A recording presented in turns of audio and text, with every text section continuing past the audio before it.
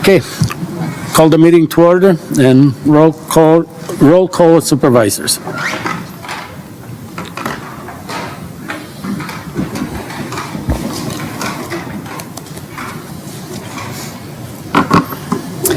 Three supervisors are present. Citizen comments. Are there any citizen comments?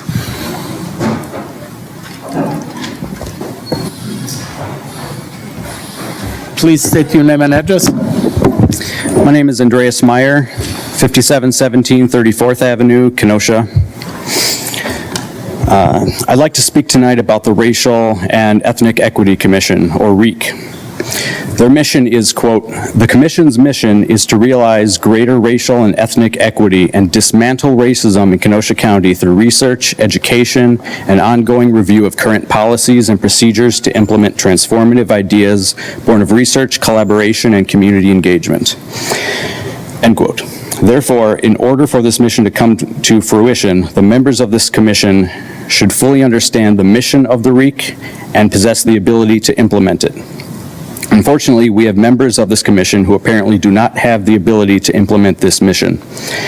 Chairperson Solis does not understand the basics of Robert's Rules of Order, is consistently called out of order by fellow members, is disrespectful to speakers during public comments, including calling a black man boy, and has been recorded during REEC meetings wearing Moms for Liberty attire. For those who do not know, Moms for Liberty engages in domestic terrorism and uses genocidal tactics against the LGBTQ+ community, advocates bans on social emotional learning, and critical race theory. Critical race theory is essential to understanding systematic racism and ethnic inequalities. How can we, the people of Kenosha or the REEC, have any chance of realizing greater racial and ethnic equity and dismantle racism in Kenosha County if we have members on this commission that either don't believe in this mission or lack the ability to properly implement the mission? I urge the Kenosha County Board, as well as County Executive Samantha Kirkman, to remove any and all members of the REEC that support hate groups immediately. Until they are removed and the REEC is fully staffed with competent commissioners, the REEC will continue to fail in their mission and allow systemic racism to continue to harm members of our community. Thank you. Thank you. Any other supervisors' comments? Sorry, I'm way ahead. Any other citizen comments? Please state your name and address. Sarah Kirby, 7121 23rd Avenue. Tonight, this board is set to read and vote on a resolution regarding masks and vaccines that creates a fictional solution to deal with a fictional problem. The COVID-19 pandemic is now endemic and has been for at least 2 years now. There have been new variants and surges, just like there have been new variants and surges of the flu. At no time has anyone suggested shutdowns requiring masks or requiring vaccinations. A once-in-a-lifetime global event does not require a solution, particularly when it's over. This is just one example of our elected officials playing national partisan politics in a local nonpartisan office. As a tax-paying citizen, this makes me angry. We have real problems in Kenosha County that our Health and Human Services departments should be addressing. There's a severe shortage of mental health professionals in Kenosha County. Parents are frequently waiting up to a year or more to get mental health evaluations for their children so they can get the services they need to be successful at school and in the community. Black maternal death rates and infant mortality rates continue to exceed those of white women and white infants. The head of the REEC, that was approved by this board, has not only failed to address this inequity, but has even used a racial slur to address a black man in our community. I, like many others, watched the news in horror as the chair of the REEC called Mr. Landry boy after he respectfully answered Mr. Salas's question. The board has so far done nothing to remedy this. To add insult to injury, Mr. Salas was appointed over other, far more qualified candidates, such as the Reverend Dr. Monica Cummings, who was honored with the Brother John Wright Justice Award just this past weekend at the NAACP Freedom Fund dinner. Allowing Mr. Salas to continue in this role is quite frankly embarrassing. The people of Kenosha County deserve better. Thank you.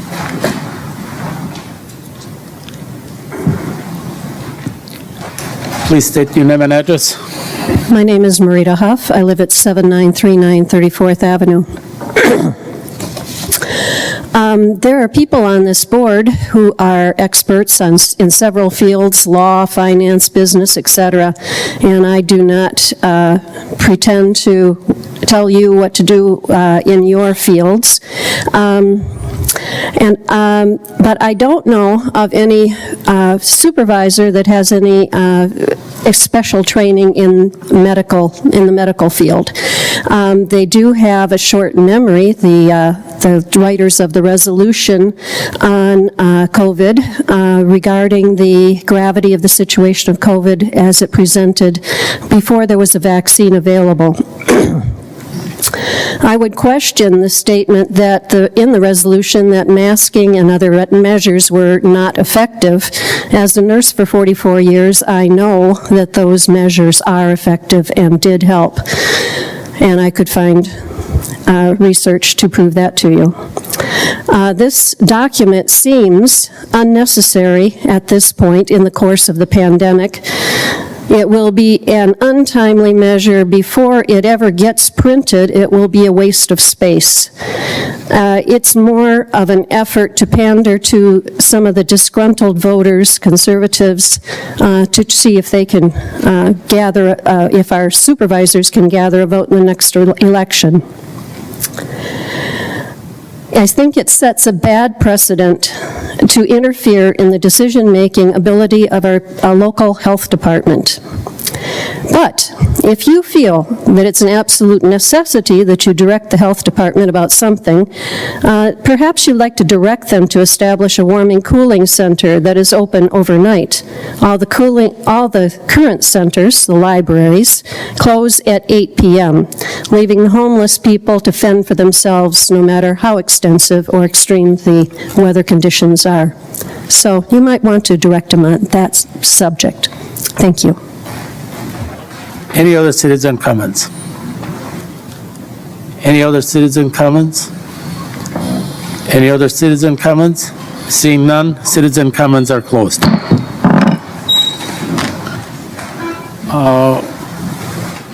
Announcement of the chairperson, I have none at this time. I'll make some on the next meeting. Supervisor reports. Any supervisor wish to speak? Supervisor Rodriguez. Thank you, Mr. Chairman.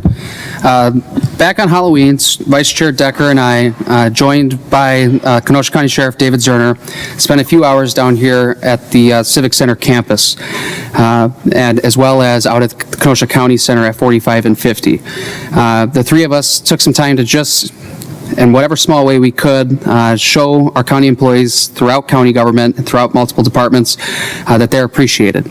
And we did that by kind of reverse trick-or-treating, if you will. And so with, I don't know how many pounds of candy, and there was a lot, because there was a lot left over, we visited DPW out at 45 and 50. We visited the Kenosha County Sheriff's Department Administration, their command staff, the Detective Bureau. The sheriff then took us upstairs.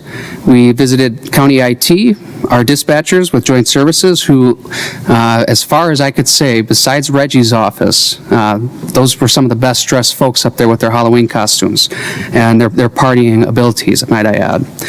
We also visited the KPD front counter. We came back into this building and visited all three floors, the elected staff, their support staff, and the personnel on the second floor as well, before finishing over at the courthouse with the conveyance team and the courthouse staff. Just wanted to highlight that because it's these little things that county employees really take to heart. I don't know about Supervisor or Vice Chair Decker or the sheriff. I did hear from several of the guys over at DPW where it was appreciated. I think most of those guys took it home to their little ones, as I'm sure folks did throughout the campus down here. And I see Corporation Counsel is talking to the Vice Chair. We did miss Corporation Counsel, I do regret to inform, which I suppose you suspect. I'm in the courthouse, Supervisor, just in case you weren't aware. We did not go downstairs in the courthouse. Next year, I suspect that we certainly will. I even had on a festive tie, but you didn't see it, so. so. We didn't see it. I apologize. So we invite everybody to join us next year when we go reverse trick-or-treating again throughout the county. Rumor has it that Vice Chair Decker will be quite decked out in her costume next year as well. So that's all. Thank you, Mr. Chairman. Thank you. Supervisor Belsky. Thank you. Tonight, we received the county budget summary. Pretty impressive. It's a years-long work, a lot of hard work on behalf of staff and on behalf of our committees and the board itself. And I like our process. I like that if you want to bring a resolution forward, you submit it to the chair. He puts it on the agenda. It gets referred to committee. From the committee, if public hearings are required because it's a new road or a new building, the public has the opportunity to weigh in and ask questions. And then it comes before this board to be voted on. I like that process.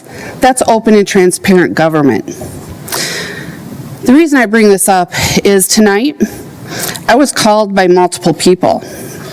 The intergovernmental agreement with the Menominee and the Florida Seminoles, the IGA was released from the city. And I was called and asked about, what is the county's involvement? What is the county doing? I don't know. I'm just a county board supervisor. Why would I know what the county's doing? What our plans are? What it's going to look like? I know absolutely nothing. Oh, well, let me forward you the information. My understanding, I was told by two people, is that next week, county board supervisors will have an emergency meeting to vote on the IGA agreement for the county. News to me. Is it news to any of you? That's not our process. Why isn't it an emergency? You know, it could be a very good agreement, but I wouldn't know. It could be a very bad agreement, but I wouldn't know. I'm just a county board supervisor that votes for multi-million-dollar budgets and projects. I think it is not open and transparent government when we do not follow our process and give our public, our citizens, the opportunity to review all agreements, whether it's Pike River or Human Resources Building or putting in a roundabout on Highway Y. My understanding, the casino is just going to be a slots and table casino. That they're not even going to build the big, grand Hard Rock event venue until they can make some money. What is it going to cost our taxpayers? What's the return? Well, I don't know because nobody said anything to me. But I guess I'll find out next week in our emergency meeting. Because that's how we normally do things. Something at this scale, the city may choose to have a meeting of the whole, but I don't believe it's the way county government should work. And for one, I'm upset by this, and that I am called by constituents to inform me of something I should know.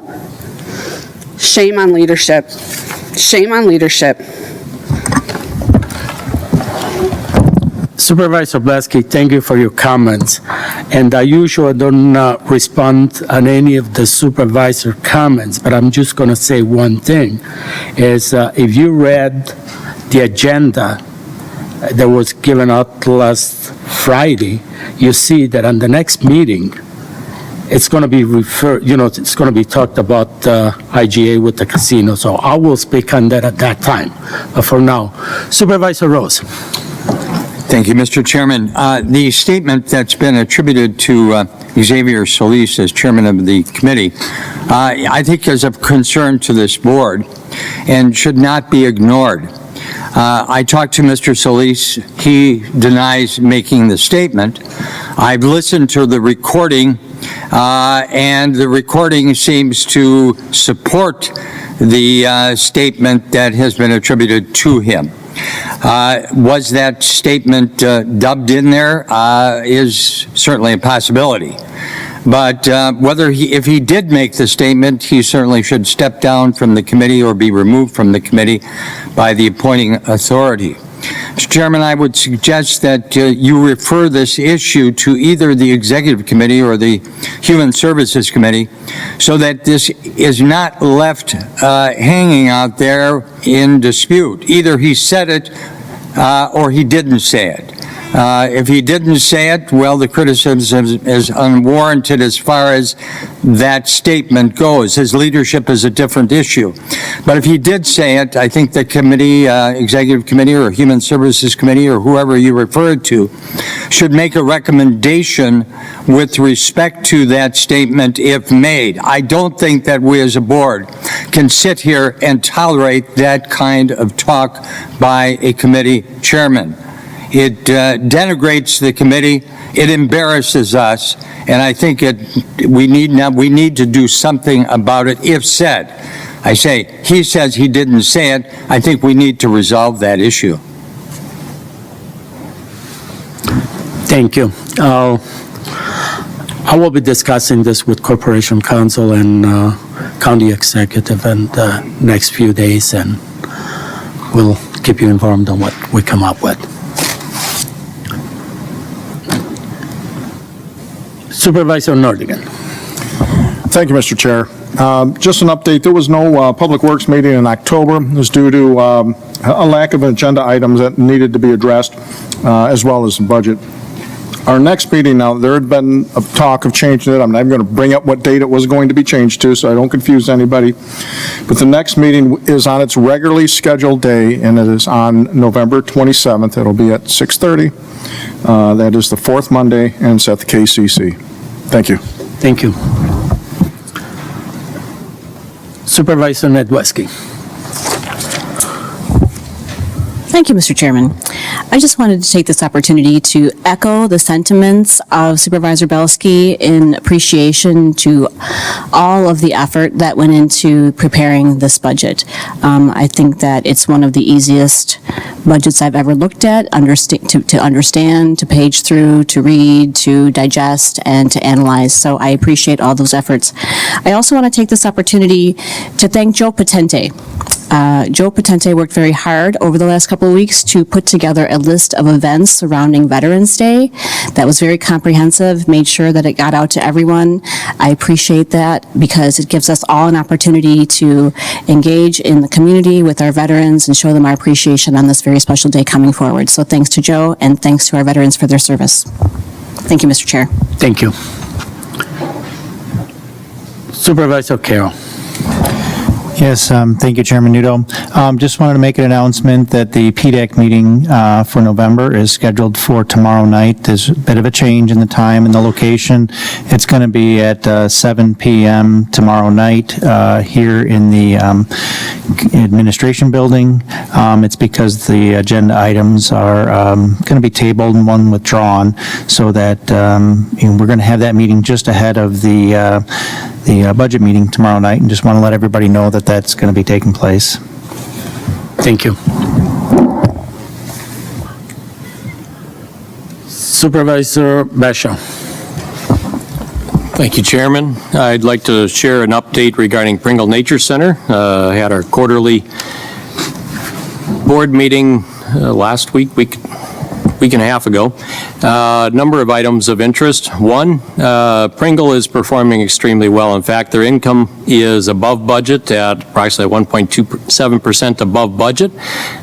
Much of that is through donations and activity level throughout the summer and fall months. School programs are performing at 154% to budget. Homeschool programs at 208% to budget. So Pringle is doing an exceptional job managing and executing well above their income level. Also, their expenses are performing below the expected budget, so they're doing a great job. They've been operating a scholarship program that has received $1,600 in donations. From that, they have been able to produce 2 grants for bus transportation to Pringle for outdoor activities. the names of the schools. Both are inner-city schools. I'm sorry, I did not grab the names of them. However, it gives a great opportunity for children to get out into the environment, into our natural areas, and participate. So those grants have been vitally important and are performing very well. As you know, we also have an accessibility wheelchair. That wheelchair has been garnering some use. In fact, one family rented it or checked it out and took it all the way to Colorado. So it is a very usable chair. However, when they take it, essentially they're checking it out from the owners of the chair. We are simply facilitating the use for that chair at our facility at Pringle. We're concerned, however, because it is a cumbersome process. We're evaluating the long-term viability. It is very cumbersome to do the rental, the checkout procedure to make sure that everybody is taken care of, and then managing the equipment when it does return. November 28th, Pringle is having Giving Tuesday. This is a Thanksgiving-style program. They're asking for people to give gifts to Adopt a Class. This is what I was referring to earlier, the scholarship program. Adopt a Class Scholarship Fund, and then those funds are utilized to support, as I indicated, schools in bringing a bus. It basically covers the cost of a bus, which is $300 to $360 for the two that we've done so far, to bring a group of students out to Pringle Nature Center. And I found my note on it, is Frank Elementary is one of the schools that participated. So we really appreciate the support for Pringle. We appreciate the opportunity to share the outdoors with all the residents of Kenosha County. So thank you. Thank you. Supervisor Berg. Thank you, Mr. Chair. Just a heads up for everyone, the Racial and Ethnic Equity Commission will be meeting second floor of this building on November 16th. So not out at KCC, but here on the second floor. Mr. Chairman Solis had said that if it's too busy, we'll go ahead and occupy the board floor. If there's too many people, I don't know if I can express any other disgust than what people have put forward, but I sent an email to the county executive the very next day, and the answer I got was, Supervisor Berg, Chairman Noodle, and I are concerned that the commission has strayed from its mission. We are working together, looking at options to move forward in a more productive manner. That was on October 20th. I have yet to have gotten any other communication from the executive or anybody else in regards to Chairman Solis and his behavior on the Racial and Ethnic Equity Commission. Thank you, Mr. Chair. Thank you. I just want to clear that up. I believe you said the committee is meeting on the second floor on November 16th. On November 16th, this meeting on the second floor.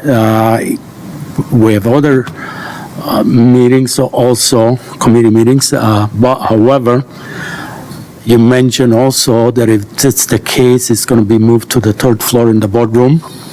I was never asked for that.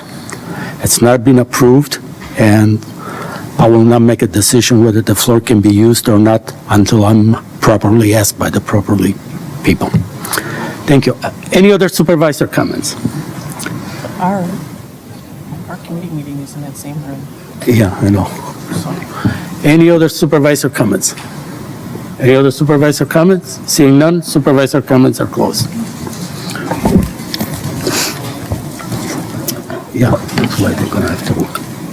Old business, Resolution 60, the second reading. Resolution 60 from Vice Chair Decker, Supervisors Poole and Rodriguez in the Human Services Committee, a resolution on the individual health decisions pertaining to COVID-19 government lockdowns, vaccine, and mask mandates. This passed at committee 5-2 with Supervisors Stock, Stocker, Nedwesky, Geertsen, and Uhas voting aye, Supervisors Gentz and Kubicki voting nay. Supervisor Stock. Move the resolution. Moved by Supervisor Stock, second by Supervisor Stocker. Supervisor Stock. Yes, this resolution passed our committee. I will defer to Supervisor Rodriguez to present it. Thank you. Okay. Supervisor Rodriguez, okay with you? Yes, thank you, Mr. Chairman, and thank you, Supervisor Stock. Before you is a resolution that was, let me start over. Former Supervisor, County Board Supervisor Amy Maurer had reached out to a few County Board Supervisors asking if this was something that we would entertain in sponsoring. And after much discussion, it was something that we decided to move forward with. What I want to make sure people understand is this is not saying that Kenosha County in the future, should there be some future pandemic or a resurgence of COVID, will not do what we deem as a county is appropriate. Similar to the response we had back during the pandemic when we had a vaccination clinic. What this is saying Kenosha County will not force any of our residents to lock down or to take a vaccine or to wear a mask. It's no different than how we conducted ourselves during the entire COVID pandemic, even when other municipalities, especially municipalities with a lot of sway, such as the city of Kenosha, wanted us to be the ones to issue a lockdown, or us, county government, to be the ones to issue a mask mandate countywide so that they didn't have to do it, and the aldermen didn't have to take that vote, or the mayor didn't have to take that heat. We refused. We told other municipalities, if you want to do that, that is your prerogative, do it. But county government has not and will not do that, and that's what this is tonight in front of us. It's simple. Somebody's health and well-being is just that. It's their health and well-being, and it's their choice and their prerogative of how they want to keep healthy, how they want to keep their families and children healthy. I myself have been painted by some in the audience tonight, some on the board floor tonight, as being partisan on certain issues, but whether you think I'm partisan or not, and whatever you think of the lockdowns last year, you'll find plenty of pictures of me, not even just out and about in the community, but at the vaccine clinic that Kenosha County put on.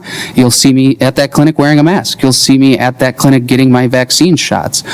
You might not see your other supervisors there. You might not see other county employees and government officials there, but that's because I made the conscious choice to wear a mask when I was in certain settings, and I made the conscious choice to get my first 2 COVID shots. But that's the crux of this resolution tonight.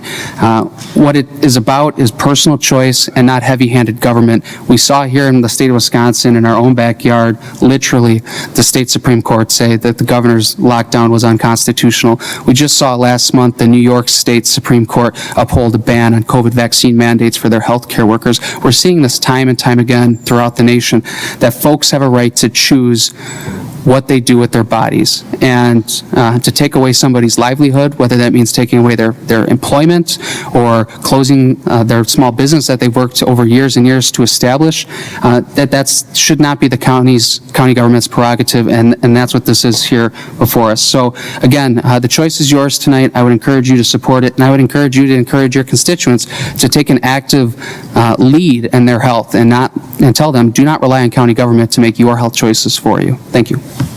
Thank you. Supervisor Gans. Thank you. I was one of the 2 that voted no in committee, and I will tell you why. I said so at the committee. This is a political resolution. Okay? Everything that I just heard about us having a choice, we do have a choice, but not when the state government or the federal government tell us that we need to do something. We are an arm of the state. We're not the city. We don't have home rule. Hold on a sec. What's your point? If Supervisor Gens would read the resolution, we do address that concern. Okay, hold on. He's talking now. If it's not that, you can... I'm just clarifying that the resolution states that if the federal or state government mandates us to do something, we will do it. That is the law. Well, let him finish. Yeah, that's my point. Hold on. Let him finish what he's talking about it, and then we'll go from there. If you want to respond, I'll give you a chance after everybody talks. Supervisor Gens, go ahead. Thank you, Supervisor Rodriguez, for helping me with my point. That's exactly what I'm saying. The state and federal government will lay that out there. Okay, so we don't need a resolution stating that we have a choice when the state and federal government will make those mandates, decisions, whatever you choose to call them, whether you're in favor of mask wearing or not. I mean, we need to fight. Like I said, as I started to say, we're an arm of the state. Okay, the city has home rule. They can make some decisions on their own. we can't arbitrarily just say, hey, you have to do this or you don't if the state says different. So that is why I voted no in committee, and I'll be voting no now. Thank you. Thank you. Supervisor Bashaw. Thank you, Chairman. I've read this resolution many times, and I have a lot of questions that go along with that reading. So if I could, I'd like to ask a question through the chair to Vice Chair Decker. As you're listed first, I'm assuming you're the lead author on it. Is that fair? Yeah, his mic is on. No, I'm not necessarily the lead author, I'm just the one that submitted it. Okay. Can you, exactly, that's exactly what I was going to say, please. Okay, I found some more cord. Thank you. So as I'm reading this, I want to understand, so if you could help me understand, please do so. Is this an advisory resolution? Is this a directive? What is the intention? What are we solving for, Vice Chair Decker? Well, at last meeting, it got postponed for a second reading because Supervisor Rose believed it was policy. So I guess you could say it is policy, but it also establishes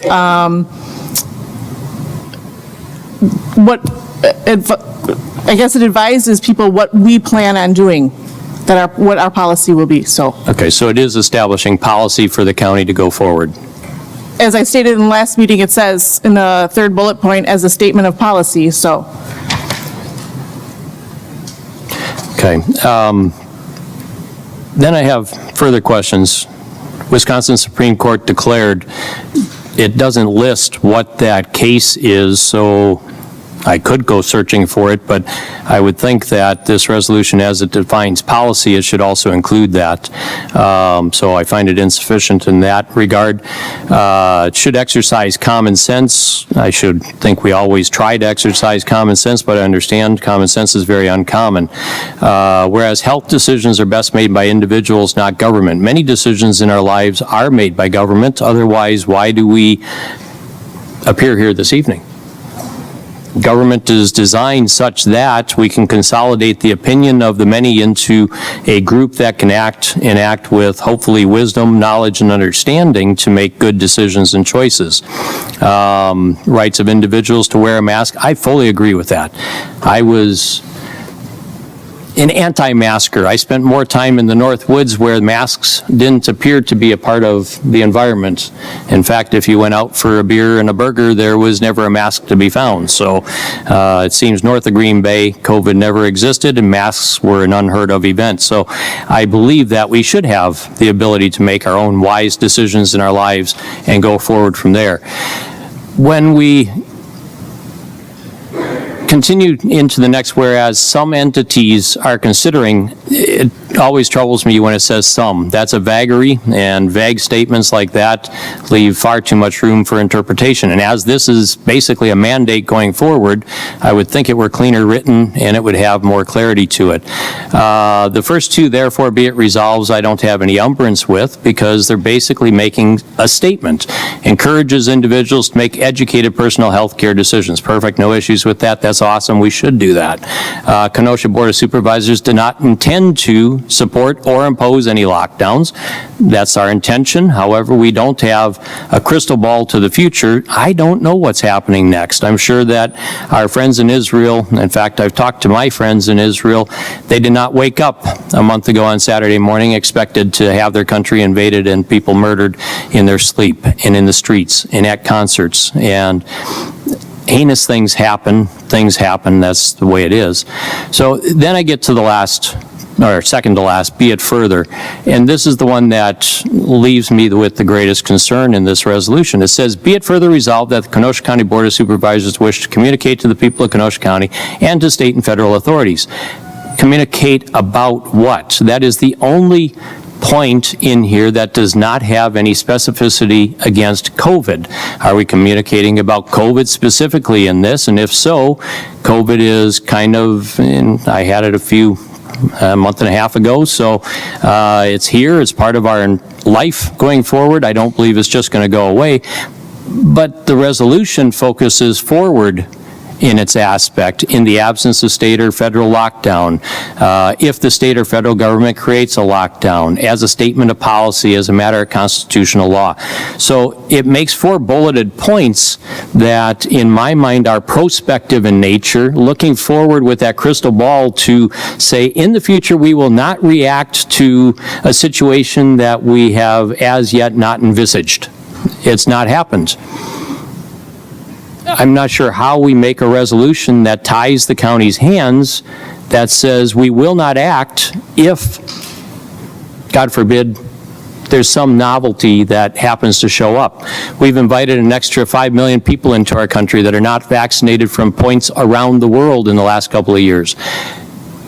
Are they bringing something that could be novel to our biome, and we have to then take drastic measures to fight it off?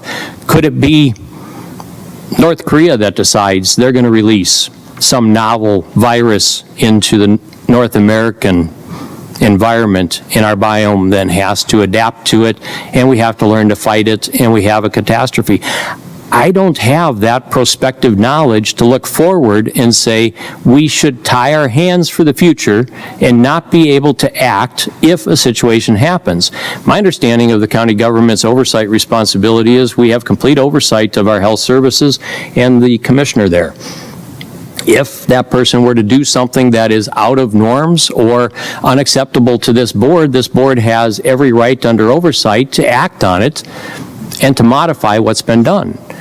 So I'm not sure what the point of this is, in that it is a prospective tying of our hands to prevent us from taking action in the future. I don't have any issue or umbrance with the retrospective components of it, looking backwards. What happened with COVID? A lot of people were scared. Fear is a great motivator. It allows people to leverage and do things that should not have been done. Churches closed, businesses closed subjectively, masking. Like I said, I went north so I could avoid it, but I did have to get my vaccines because I had a major meeting in New York City and I couldn't get off the airplane. In fact, I couldn't get on the airplane without my vaccine card. So we act and react to the situations that are in front of us. I can't support this as it's drafted. I just gave you a litany of things that concern me. I hope that others are reading it with a circumspect mind as well. So I will be voting against it. Thank you. Thank you. May I respond, since he was supposed to be asking questions? Go ahead. Based on the second to last be it further resolved, there's nothing that ties our hands in there. We're just stating to the state and federal authorities that we do not intend. It's not saying that we're not going to, that we do not intend. There's nothing tying our hands there. It says we shall not voluntarily use our resources in support of mask mandates. It doesn't say we won't use the state's resources or the federal government's if they mandate us to. We're not going to use our resources to mandate. As a statement of policy, Kenosha County believes that such mandates are not proper. Again, doesn't tie our hands, it's just stating that we believe that mandates like that are improper.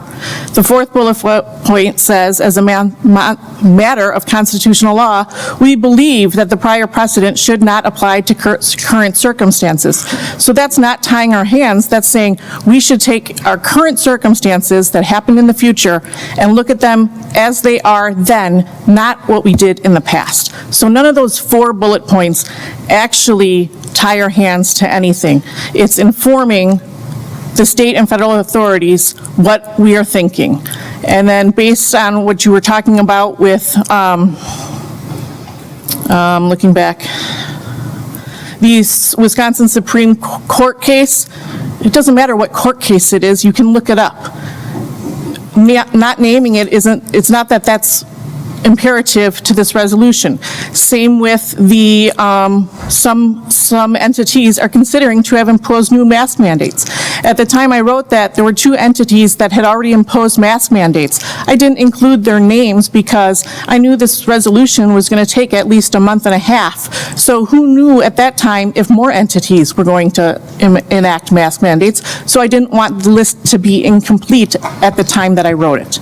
That is why it was written the way it was written. Thank you. just to follow up on that, is this resolution any different, or can we do anything different? Oh, I'm sorry. With this resolution, is there anything in there that we can do different if we don't have this resolution? I mean, it sounds to me, and I might be wrong, maybe Corporation Council can answer or whatever. If we don't have this resolution, we can pretty much do exactly the same thing without it. Am I correct, Joe, on that, or? Well, again, I would defer to the authors of and sponsors of the resolution, but as I indicated at the last meeting, I viewed this, when it was presented to me, and still view it essentially as a statement of intent, a statement of the board as to intent and beliefs, not a specific action steps. Which that can be done even if we don't have this resolution, correct? Okay, thank you. Supervisor, let me see. Supervisor Rose. This resolution would have been appropriate during COVID, but no one brought this type of thing before the board. Certainly, the lockdown was economically disastrous for the country, and the federal government had passed out a lot of money. We would have probably been in a Great Depression again. What the future holds, I don't know, and I hesitate to make a commitment on all of these points prospectively when we don't know what that future may be. During our lifetime, the issue of a mask never came up. The last time there was a mask issue was the 1917 Spanish flu, and if you read that history, masks were a big issue at that time too, and there were big demonstrations written about in history books about those demonstrations in San Francisco. So I don't know that the future will be the same. I doubt it, but this commitment strikes me here today as sort of a day late and a dollar short.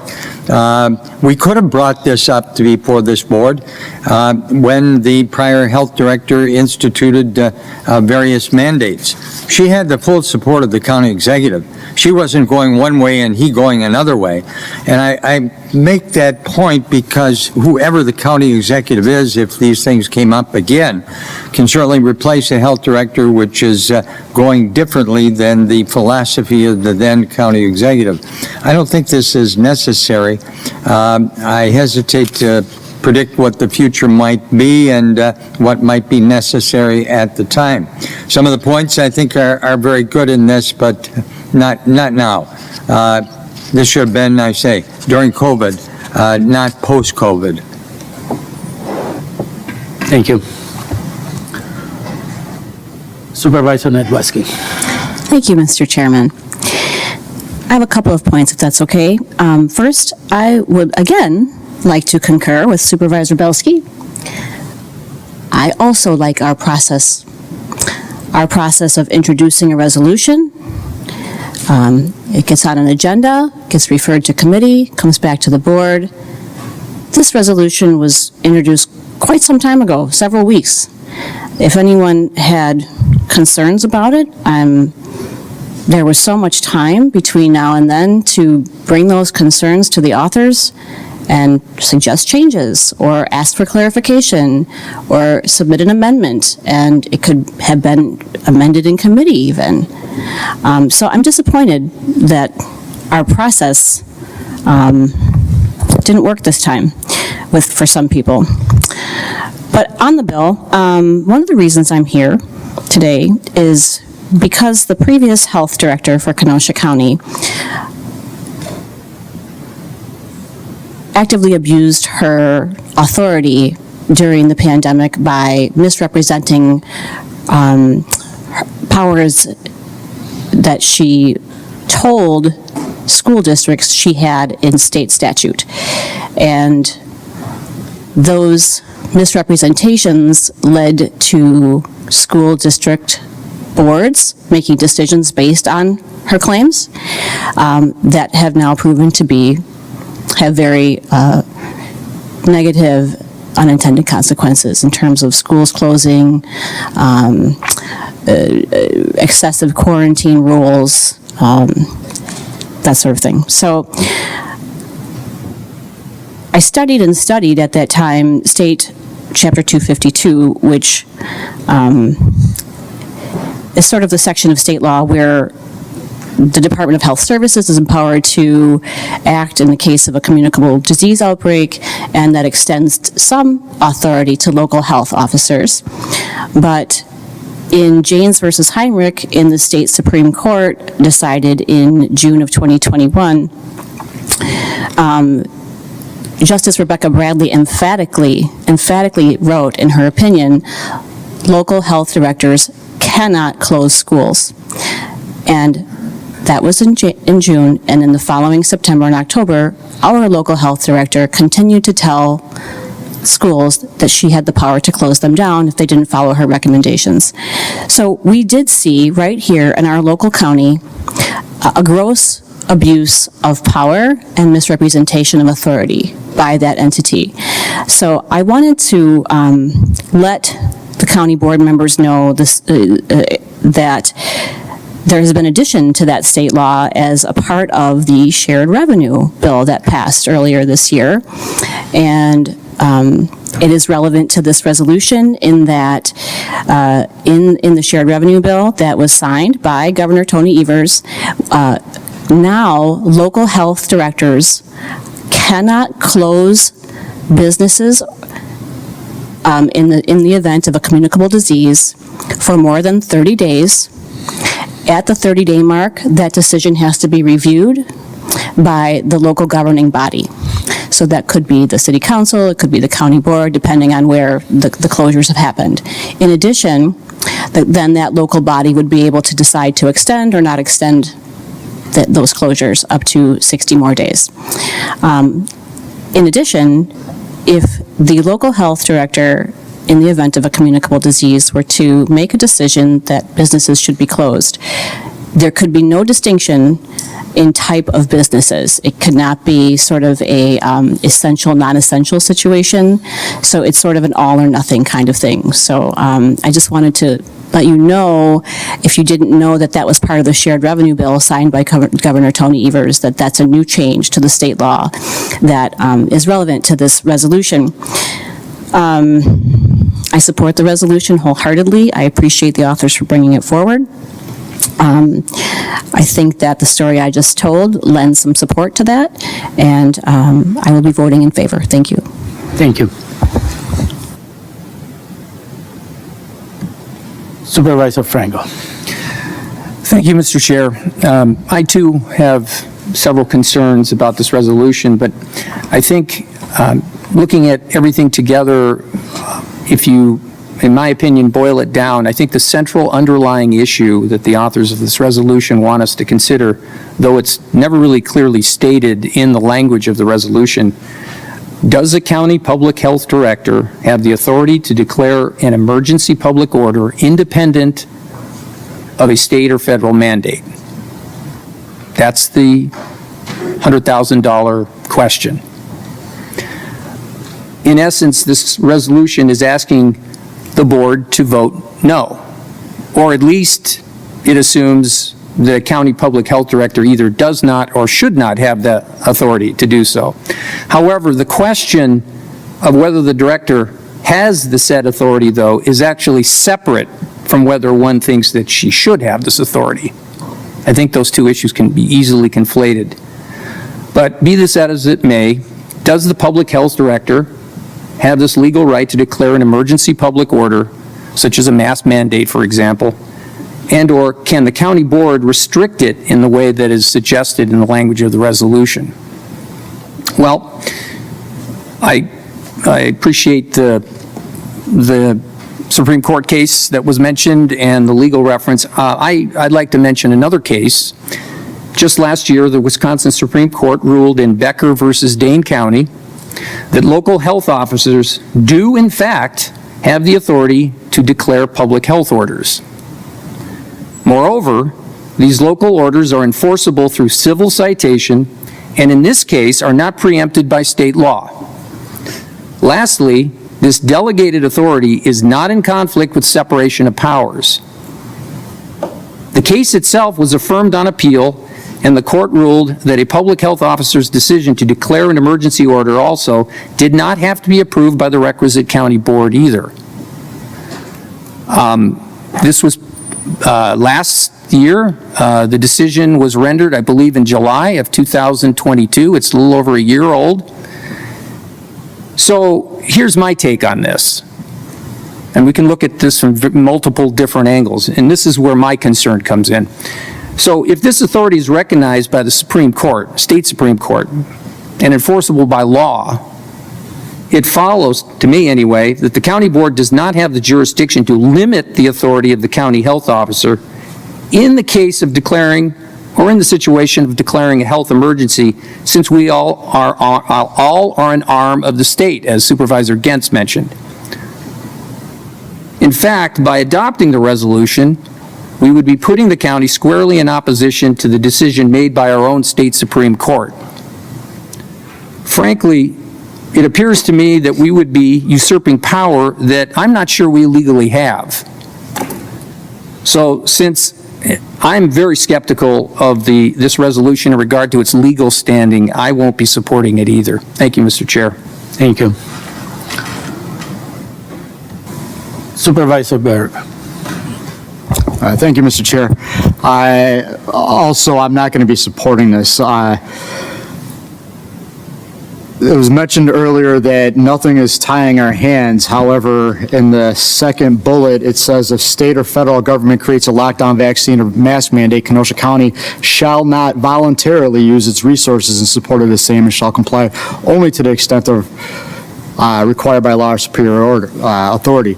That in itself says that aside from what is pushed down from the state or the federal government, we're not going to go anywhere past that. So if the state or the federal government does not state that you need to put a tent up to drive through, then we're not going to use our resources. And if somebody does use our resources for that, do they risk getting fired based on this?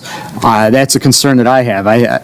The other one I think is interesting is it's all over this country right now about women's health, and which spun off after Roe v. Wade. But what is this? The 1, 2, 3, 4. The fifth whereas is interesting, I find. Says health decisions are made best by individuals, not governments. So when I move forward a referendum or resolution to support women's health, I will be sure to come to the authors of this resolution, since they believe that decisions are best made by individuals, not the government. Again, I will not be supporting this. Thank you, Mr. Chair. Thank you. Supervisor Uwas. Thank you, Mr. Chairman. There's been a lot of discussion tonight on this board floor. Good discussion. It's good to hear both sides and opinions. However, we haven't heard from our health officer. Is she here tonight to speak on this? Because she wasn't at committee. So is our health officer here?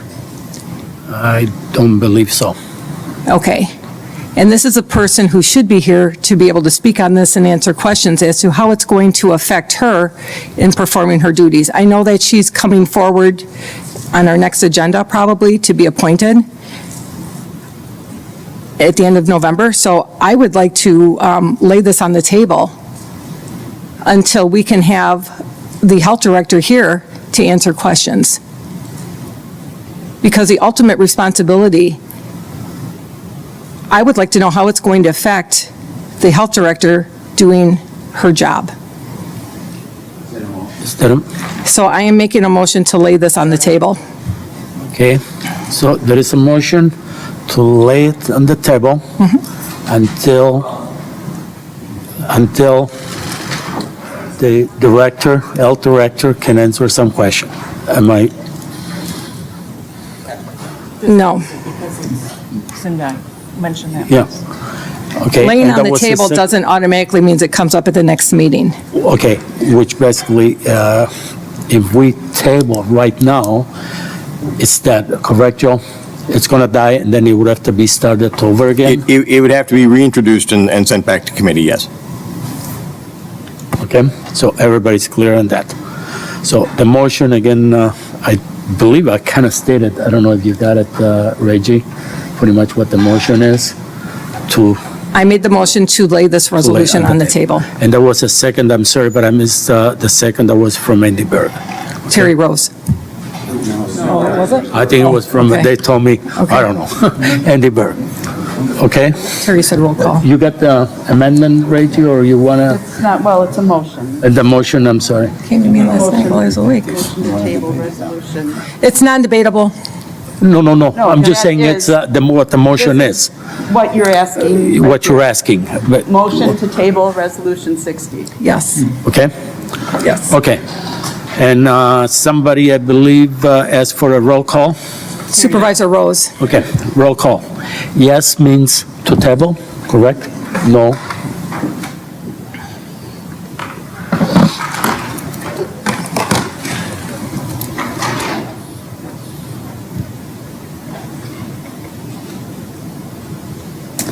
The motion fails 11 to 12. 11 yes, 12 no. Okay. Let's see, so we go back to the main. I'm going to clear the board, because I think everybody that was there has spoken once. And I believe I'm going to come back to you, Supervisor Rodriguez, that you wanted to respond. Are you okay with that? I don't need to respond. Okay, so I'm going to clear, and if anybody else wants to speak, please put your lights on again. Supervisor Decker. I just took some notes, and I'd like to make some comments on some of the supervisors' comments in here. First of all, someone mentioned about women's health care and their decisions. I don't think government should be mandated abortions. So I would agree with you. Government shouldn't be mandating abortions, just like I don't think government should be mandating masks and vaccines. So when you talk about, this resolution is about government mandates and individual healthcare decisions, and that government should not be mandating our healthcare decisions. Another supervisor brought up that this resolution should have been brought up in 2020. Yes, it should have. But you know what? This resolution would have never passed committee. It probably wouldn't even have been able to got on the agenda to be referred to committee based on the way things were run back in 2020. And another supervisor mentioned that that this might be in contradiction with state statutes that we're stopping the health director from doing what they're doing.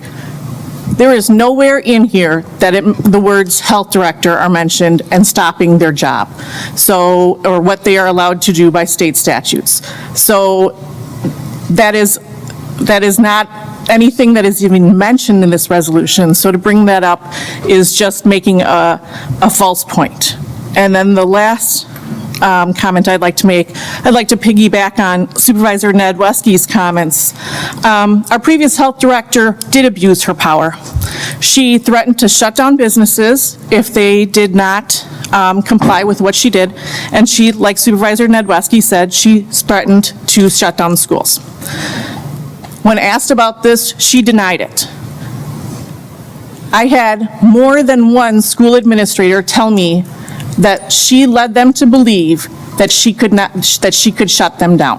Our health director was doing things that she wasn't allowed to by state statutes, and was doing it and not informing the county board that she was doing it. And then when questioned by the county board supervisors, she denied it. She, like Supervisor Nedwesky, abused her power, and a lot of these things in here don't really pertain to they don't pertain to her power, but it pertains to how government in general, given the power to do something, will do it if they're allowed to. And this, in my opinion, this resolution tells our constituents that we as a government will not take away their individual rights for their health care decisions, like what was done under the COVID-19 lockdowns and the mask mandates, not in Wisconsin, but other areas, and it could happen again, because a lot of times, people in government, once they're given power, they don't like to give it up. But that's my comments. Supervisor Grady. Thank you, Mr. Chairman. There's several thorny issues that have been brought forward this evening, and I don't feel competent to comment upon them all. In fact, although I am in the healthcare business, I'm not an expert in public health, but I do know that as time goes along, the perceptions, the treatments, the methodology that's used in science and public health changes all the time. It's not a static thing.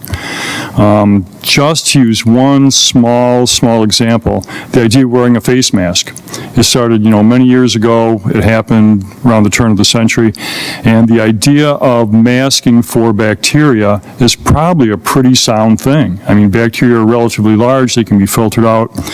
The efficacy of actually using a mask for viral particles and their offshoots really has a lot of debate. Is it really valid? Does it really work? You could go on all day. You can go back and forth.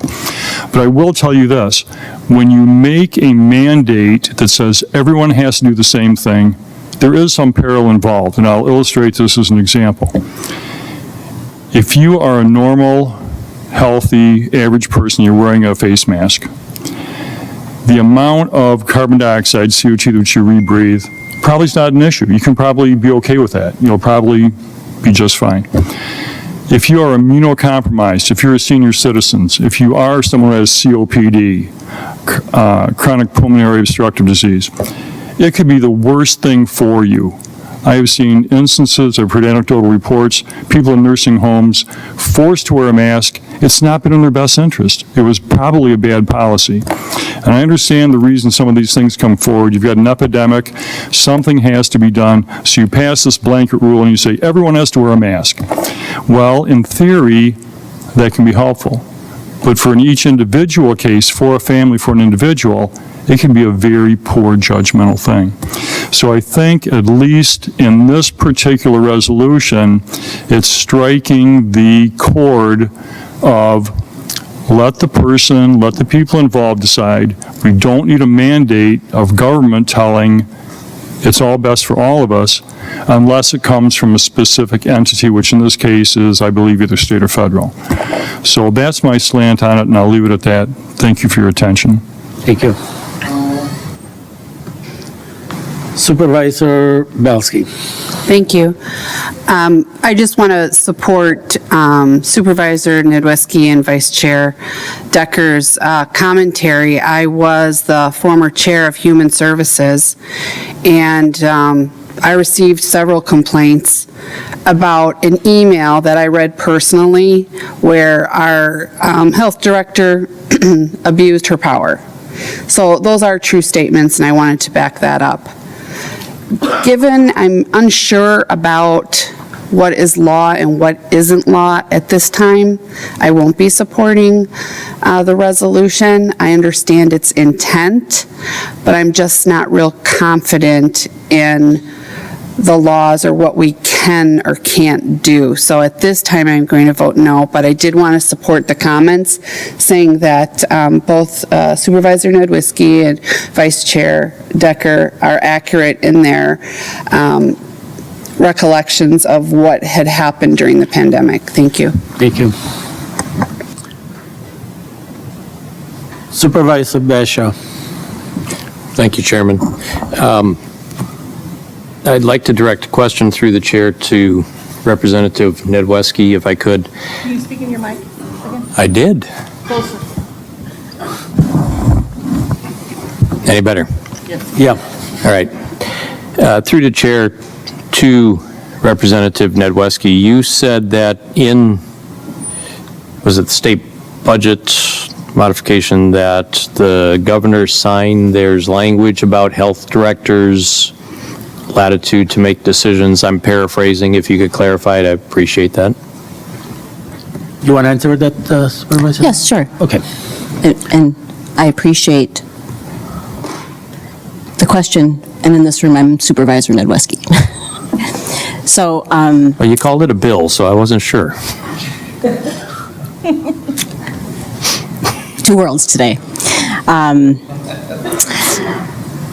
So the shared revenue bill, which is Act 12, that, brought us, all of our municipalities, increased local government funding.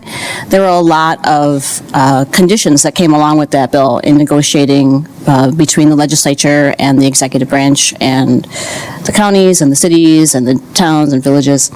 And one of those conditions was to add a clause to Section 252 that local health officers cannot close businesses for longer than 30 days without approval from the local governing body to extend that, and it can only be extended up to 60 more days. So that implies that local health, and I'm not a lawyer, local health officers do have some local emergency powers, and those are outlined in Chapter 252. They are not without limit, though.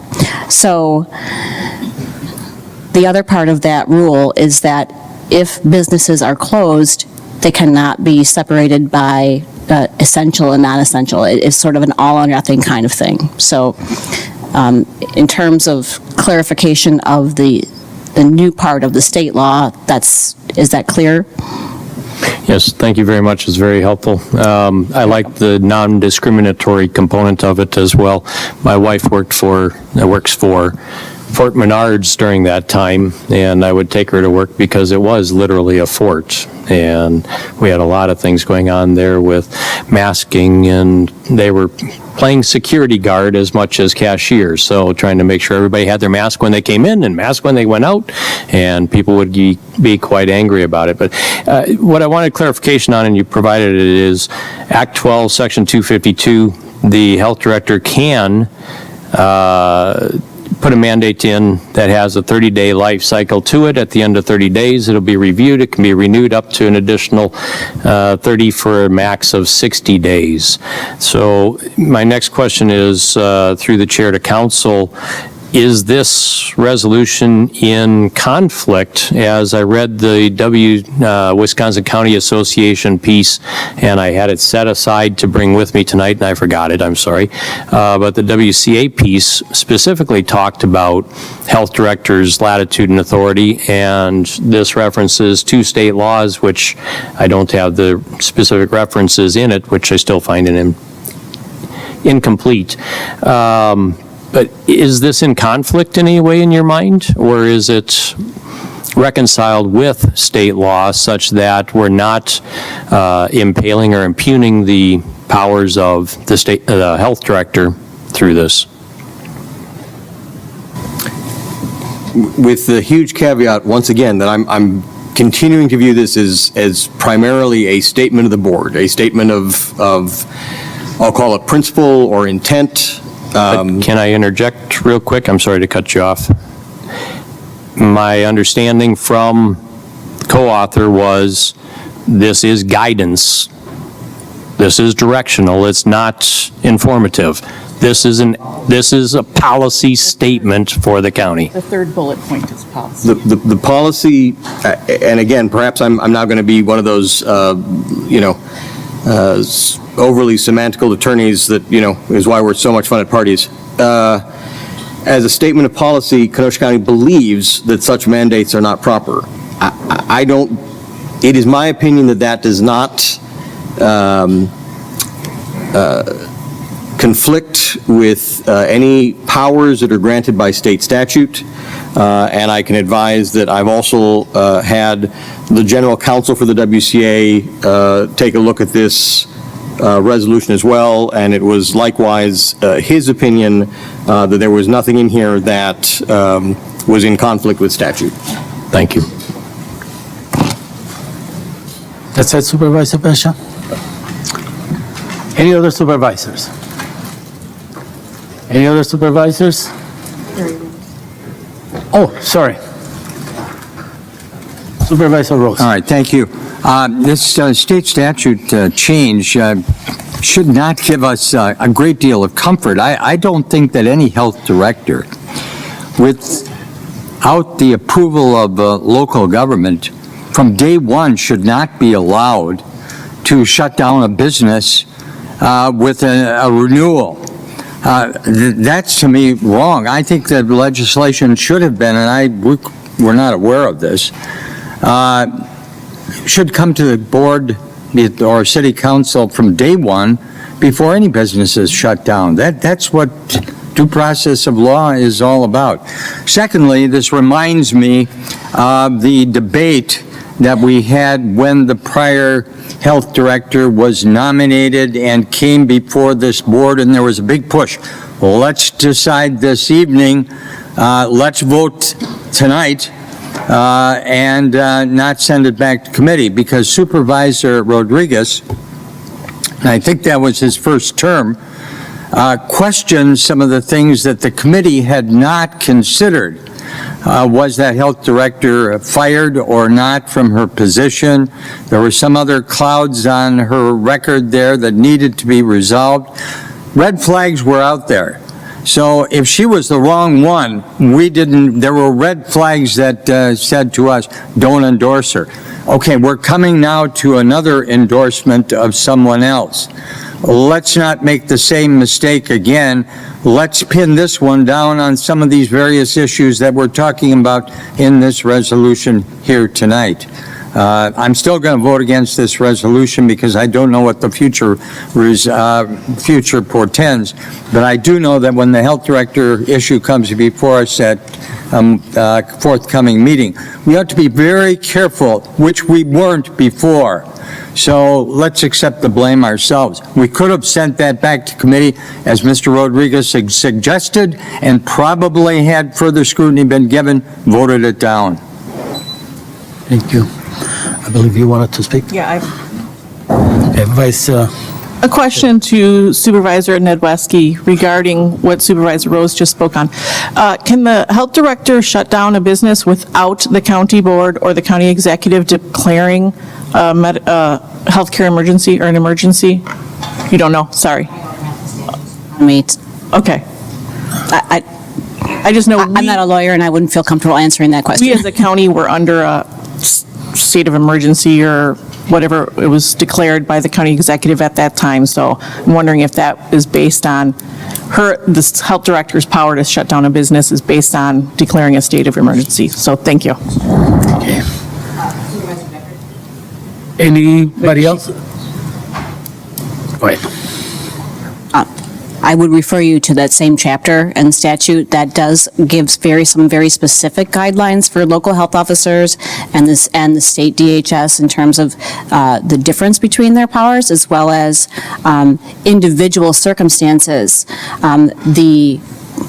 The addition to the law that I described earlier is specific to communicable disease. So, for example, if there was a business that failed a health inspection, the local rules would apply then, and the state level rules. Mr. Chairman, would you mind if I responded to Supervisor Rose as well? Well, just, yeah, go ahead. Since you I just wanted to say, Supervisor Rose, that I agree with you. That I believe that local governing bodies who represent the people should be involved in those kinds of decisions when it comes to reacting to a state of emergency, whether it's closing down businesses or schools or countywide or municipal mandates in terms of masks or whatever. But that's just the agreement that we're able to get to in the negotiation process with the governor. Any other supervisors? Okay, one more time, Supervisor Bishop. Time he's spoken. That's it. No, he's allowed to speak twice. Well, we can make an exception. No. We've been doing that. You, even though it was a couple lines up, you spoke 3 times. I was asked questions. Well,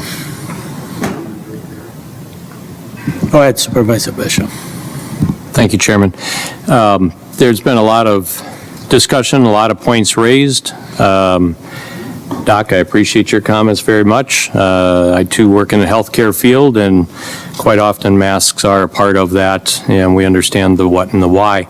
I would like to get to a position to be supportive of the resolution, and as such, I make a motion that this be returned to committee for review and a thorough examination to redraft it. I understand we will adjourn Sendai tonight, and I would also thereby hope that the authors would bring it back quickly and it could be re-referred, and these underlying issues, questions, and concerns that have been raised could be resolved such that this can come back to the board as a supportable resolution. So my motion is to return to committee. Okay, just give me 1 second, please. Is that the same motion you was making for when... She made a motion to table. Yeah, that's what I said. He wants to refer it back to committee. I think it's different. It's a different. But again, It's going to have the same impact. it's going to have the same impact, so... It's going to have the same impact, but I think it's in order. It's in order to do it. Even though it's pretty much Even the though same the result, impact would be it's the just same. done it and... Okay, so there is a motion to send it back to committee, and there was a second by, who second? Supervisor Rose. Okay, again, everybody knows that if it goes back to committee, pretty much dies right now, and it would have to be done over again. This is debatable, right, Joe? Yes. Okay. Okay, I think there is some discussion. Supervisor Decker.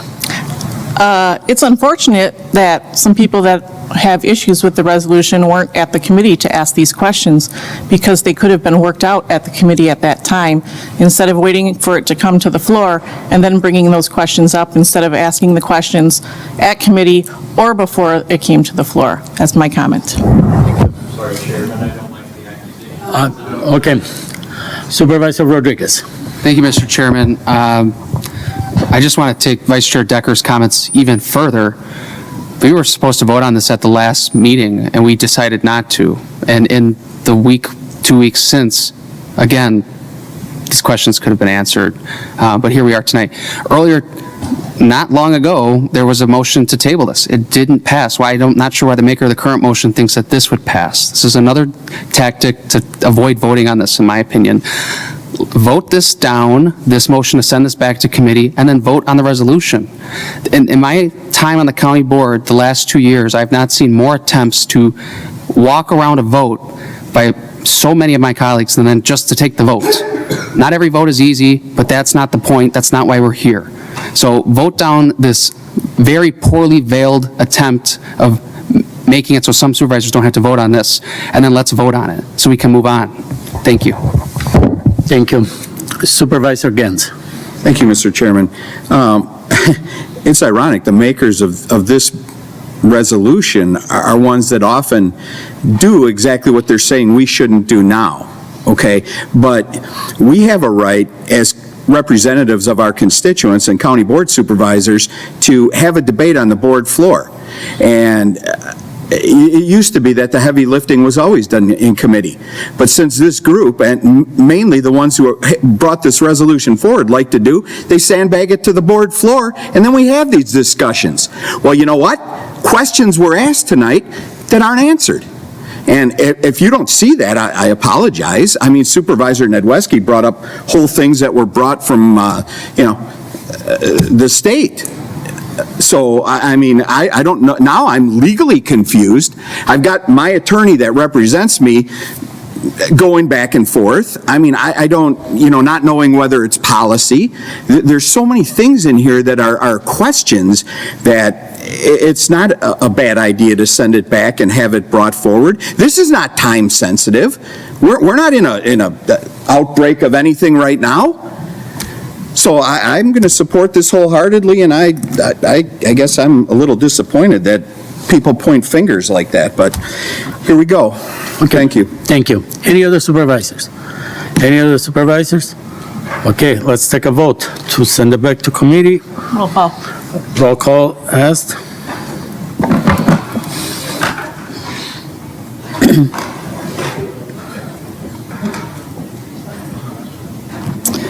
The motion to return the resolution to committee fails 11 yes, 12 no. Okay, we'll go to the original motion. I think that went through a lot. Everybody had their say, so we're just going to go ahead and vote, I suppose. Geertsen wanted to speak. Okay. Supervisor Gersten. Thank you, Mr. Chairman. Is there no one on the board? There is nobody on the Thank you. board Then right now. Then no need for my motion. Thank you. Okay. So I guess there is no other supervisors. We're going to vote. Roll call requested. Yes in favor of the resolution, no against the resolution. Correct?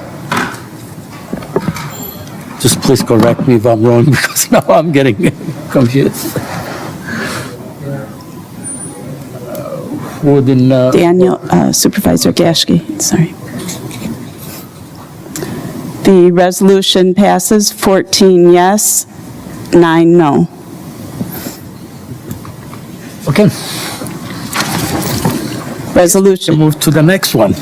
Resolution 64 from Vice Chair Decker and the Executive Committee, a resolution recognizing November 2023 as National Adoption Month. This passed unanimously at committee. Supervisors Carroll and Thomas excused. Supervisor Decker. Move Resolution 64, please. Okay. Moved by Vice Chair Decker, second by Supervisor Nordgren. Supervisor Decker, I believe you want Supervisor Gashke to speak on it? Yes, please. Supervisor Gashke, is that okay with you? Yes, thank you, Mr. Chair. 400,000, that's the average number of children in foster care on any given day in our country. 7,000, just bringing it a little bit closer to home, that's the average number of children in foster care on any given day right here in Wisconsin.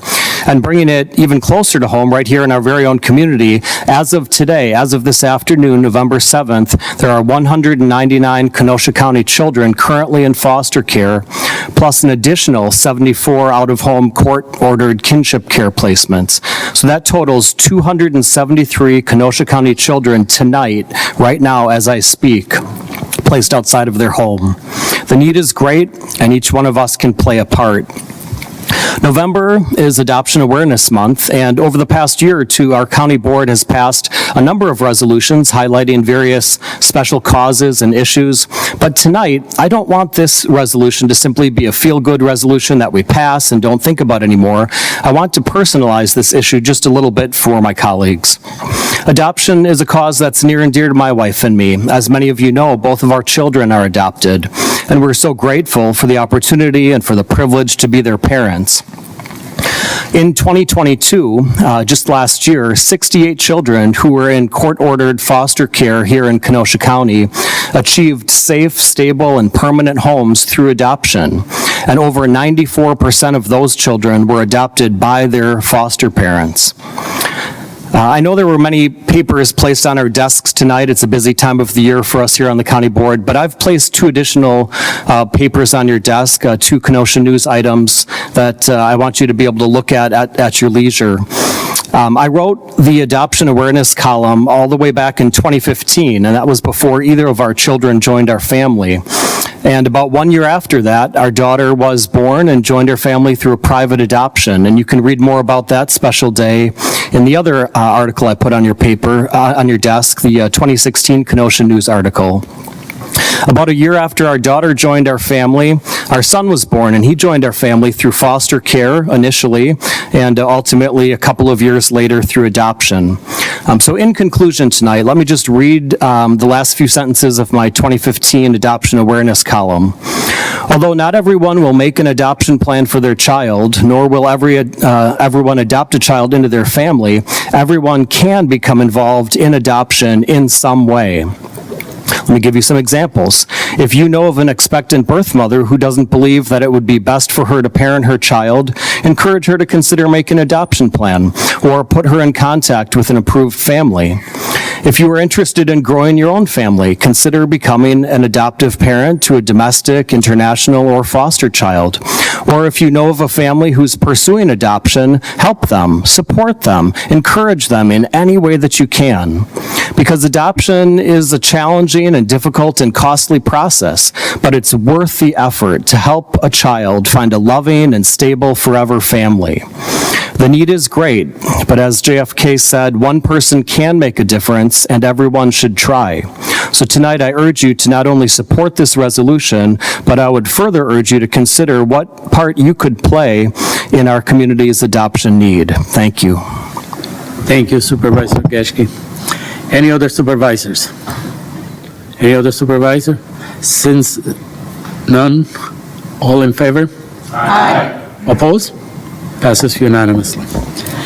Resolution 65 from Vice Chair Decker, Supervisor Poole, Supervisor Rodriguez, and the Executive Committee, a resolution recognizing December 2023 as National Impaired Driving Prevention Month. This passed unanimously at committee. Supervisors Carroll and Thomas excused. Vice Chair Decker. Move Resolution 65, please. Moved by Vice Chair Decker, second by Supervisor Stock. Vice Chair Decker.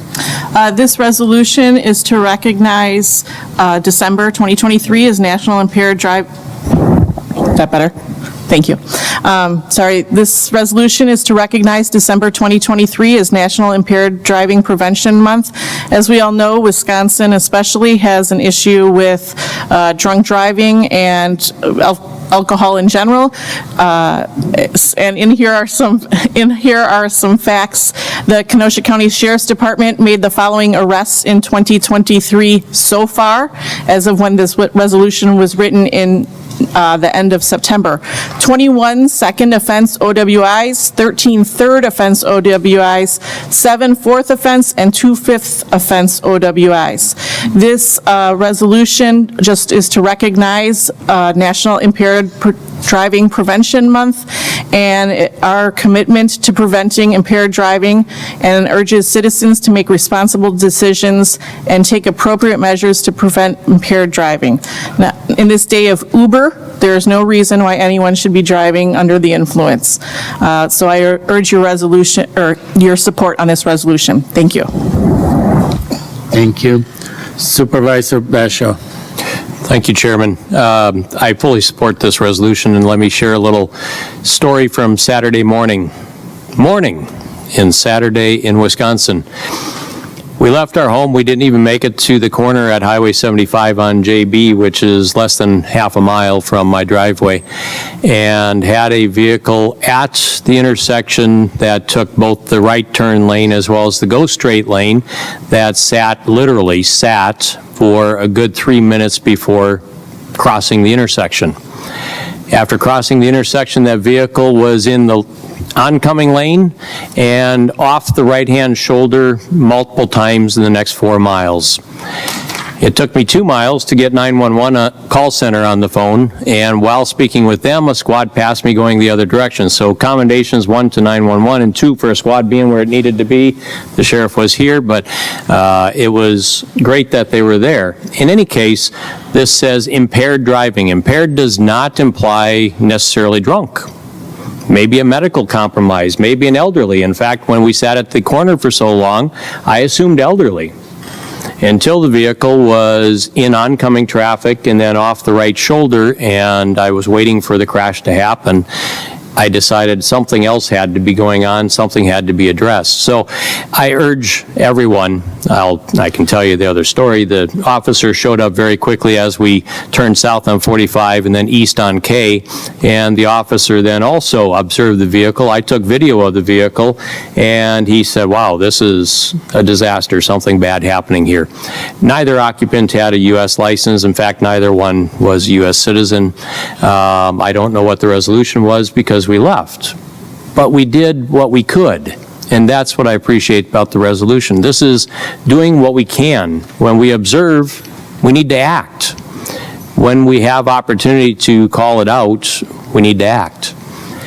It's dangerous on the roads, and we all should do our part. So thank you for this resolution, and I fully support it. Thank you. Supervisor Rodriguez. Thank you, Mr. Chairman.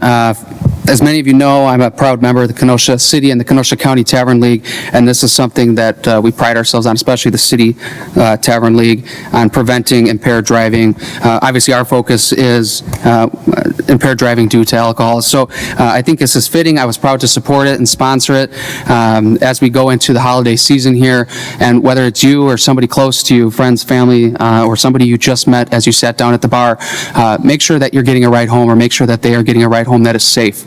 And if you cannot provide that ride and they cannot provide their own ride, speak to whoever's behind the bar. All of our Tavern League member bars are proud partners with the Safe Ride program. And if here in the city of Kenosha, Keno Cab is the provider for that service, if they're too busy, many of our member bars as well will proudly and free of charge get you an Uber or a Lyft home. So it's not worth your life. It's not worth the life of somebody else's loved one. Please drive sober this holiday season, and so you get to celebrate those holidays with your loved ones. Thank you. Thank you. Any other supervisor? Any other supervisor? Seeing none, all in favor? Aye. Opposed? Claims 10, Alex Rudderman, personal injury. Refer to Corporation Council.